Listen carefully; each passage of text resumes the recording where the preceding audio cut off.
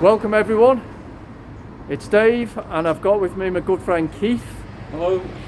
Here he is, Keith, and today we're in Southport and we're taking a walk along Lord Street, which is the main boulevard in Southport.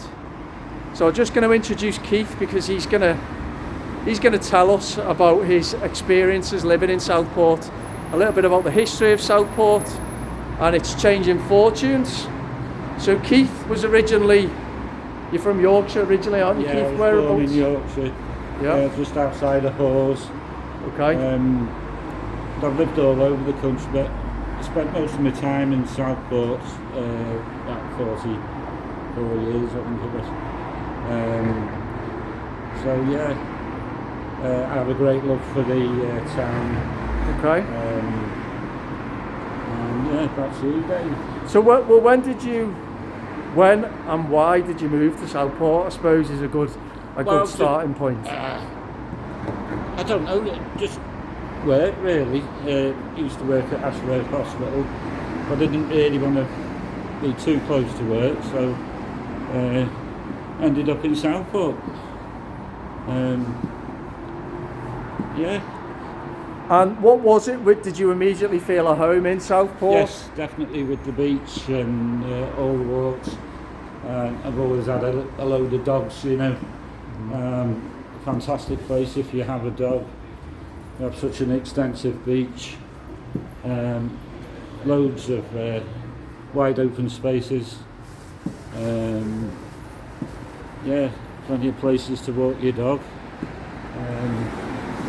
So I've been all over. I know all the sand dunes, the beach, Southport town, Birkdale, Ainsdale, which all come under Southport really. Can you tell us a little bit, Keith, about why Southport's notorious for the sea being so far away? Well, yeah, it's goes on the east coast. The sea's encroaching on the land.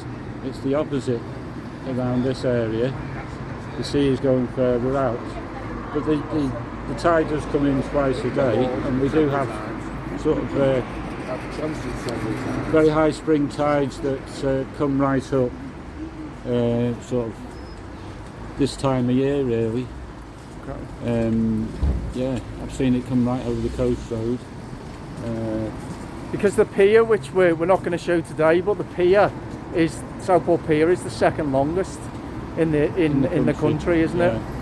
At least I suppose in part due to that. I believe Sefton Council, glorious Sefton Council, have got funding to repair the pier, so hopefully they'll start work on it soon, and hopefully it'll be open. I would think possibly the earliest would be next year, 2007. But they've managed to get some funding from central government to get the pier up and running. Okay. Which is obviously one of the main one of the main features in Southport. Southport. And am I right in saying the pier dates back from Victorian age? Yes, definitely. Yeah. Southport. It's very much Victorian, Southport. Yep. It was started off by a hotel owner and farmer called William Sutton. In the late 1700s, was that about 1780 or something like that? And he sort of capitalised on the sea bathing and its health benefits and everything, and he managed to get a lot of custom for his hotel, and that's pretty much basically where it all started from. And then a lot of building work during Queen Victoria's reign was extensive. A lot of the buildings, especially going down Lord Street, if you look, a lot of it's Victorian, Georgian, 1920s, 1930s buildings, but they're all lovely buildings. yeah, if you see all the different types of buildings just going down Lord Street, a few mock Tudor buildings. I wouldn't like to guess what, I would think they were probably 1920s or 1930s. So Southport originally was a kind of like a small scale health resort, wasn't health it? resort, yeah, Originally, and then it kind of evolved during the Victorian age to become a prime holiday destination. That's correct, in the UK, didn't it? Can you tell us a little bit about that, Keith? And also the transport links were very important part of that, weren't they? Over the years, and as it was getting built up, it had 8 railway stations at one point. So it had 8 railway stations? 8 railway stations. So very well connected. So the potential to bring in a hell of a lot of tourists from around different parts of the country. Okay. As a result, businesses started up, you know, like your small hotels, guest houses, shops, and then the story goes that Napoleon visited Southport. I don't know how true it is. It's a good story. Saw the boulevard of Lord Street, and took it back with him to France, and had the idea of the Champs-Élysées and all that. So the story goes that it comes from Southport. Sometimes called the Paris of the North, Southport, isn't it? Yeah, it's a little bit run down to it was in its heyday, but there's still a lot going on. We have a lot of venues at Victoria Park, like the Food and Drink Festival, the antiques fairs, art fairs and stuff like that, and of course the flower show and the air show. The air show's it's died off a little bit. It's not as good as it used to be, but the number one pull in for the amount of people is the flower show. Yeah, that's every. Try not to get run over here. That's every August, isn't it? That's it. Yeah. I think as well, when we talk about Southport, like many UK seaside resorts or English seaside resorts, it's kind of risen and fallen with the times. Yeah. Southport really by the 1960s was in a form of decline for a number of different reasons, wasn't it? Yeah, I'd say no, probably was a heyday really. The 50s and 60s. It was in its heyday. I would think it started to sort of decline a bit in the 70s, I would say. So would that be due to the kind of the advent of foreign holidays? Foreign holidays, yeah. Okay. I would think that would be the main one. Cheap foreign holidays to Spain and France and places. Yeah. So the pull of the foreign holiday, cheap foreign holidays with obviously guaranteed sun. Southport, well, probably a typical day for weather-wise in Southport today, isn't it? It's quite dull and grey. But welcome to raining land, as I call it. Yeah, that's it, isn't it? So just going back then to how Southport's changed over the years, and we're walking down Lord Street now. So one thing that is sad to see along Lord Street is there are some empty shops and that, units, aren't there? Quite a few actually. You can imagine what this place will have been like when Southport was in its thriving heyday. Yeah. So I would think that's due to rents and business tax, of course, which is very expensive. Making it harder and harder. Harder and harder for people to make a living. Yeah, and to run a business, make it profitable. Yeah. But there's still elements there. It's early in the season now, but we'll do another video in July, and you'll see the crowds a lot more. That's right, we'll come back in July and we'll show you the pier and the promenade and the amusement arcades and the ice cream parlours and the fish and chip shop. So we're actually going for fish and chips, We're aren't we? having fish and chips, after this yes. walk. We both have you not had anything to eat today, have you, Keith? No, I'm saving neither myself for my fish and chips. So am I as well. My Fish favourite chips. meal. Yeah, absolutely. Just incidentally, while we're talking here, Keith is one of the members of my Roots of England Skool community. So if you're somebody if you're watching this video and you're somebody who is passionate about England, English heritage and culture and history. Got my English walking stick There we here go. that I made. Look at that. Yeah. Wow. So And the Keith's made that himself. English rose, Master craftsman. English flag. Yeah. There we go. It's incredible. England on it.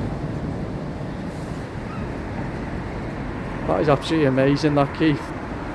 So that's Keith's walking stick that he's handcrafted himself, and he's a very passionate Englishman, as I am. Very patriotic. So if you are somebody who's patriotic, who loves English traditions and loves the history and the English culture and nature, and you want to see more of this type of content, then hit subscribe. And if you want to join a community of like-minded people as well, Keith is a member of my school community, which is also called Roots of England. If you just click the link in the description, it's free to join. And it's pretty good, isn't it, Keith? Yes, it's some interesting stuff. Yeah. So I think we'll Which way should we head go? up to the front. To the fish and chip The shop? fish and chip shop, yeah, I think Okay. it's time to get something. Okay, so you Sweet. can't... Absolutely it is. You can't talk about Southport, well, you can't talk about any seaside resort really without mentioning fish and chips, Fish and can chips. The proverbial amusement arcades, more or less the start of it. The old Empire Chinese restaurant, there's some fantastic all-you-can-eat buffets. Yeah, so I suppose there's some examples right here on this street of how the economy in Southport's needed to change over the years. You've got a Chinese restaurant there, you've got the amusement arcades, you've also got, this has become, the likes of these shops is becoming increasingly, oh, you okay, Keith? Increasingly prominent on many UK high streets. I suppose everybody's got their own thoughts on the socio-economic kind of changing dynamics in our country, but we're going to come back to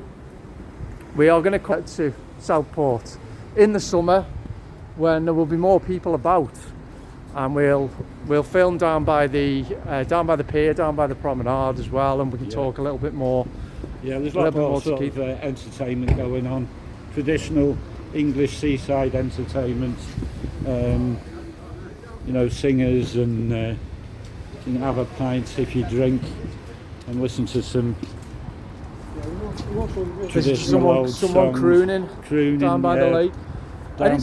It's got a very nostalgic feel, Southport. I've got a lot of I love the place. I've got a lot of happy memories from coming to Southport from when we were kids, and That's the one when we were and there's something about the place that still invokes that nostalgia.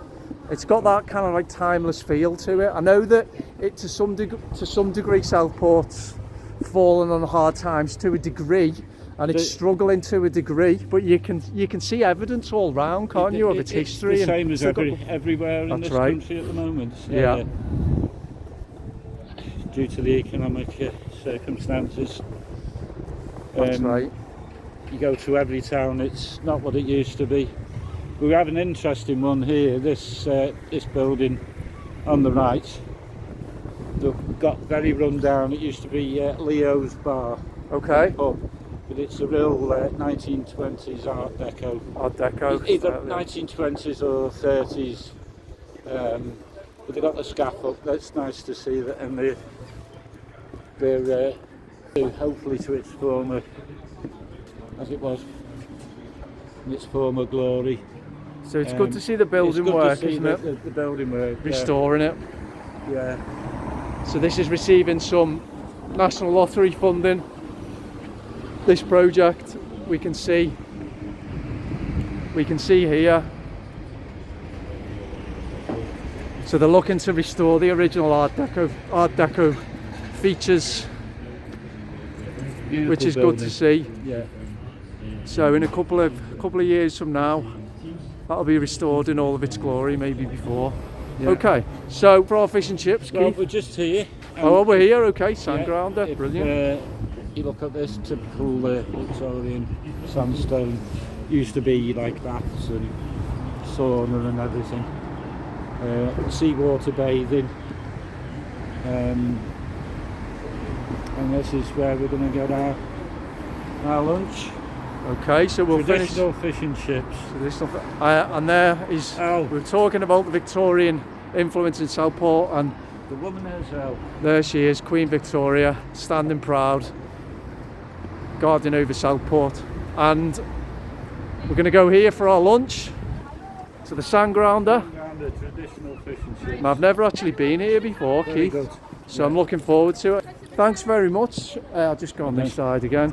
Thanks very much, Keith, for Right, you're welcome, Dave. It's been a pleasure. contributing to the channel and telling the story of Southport.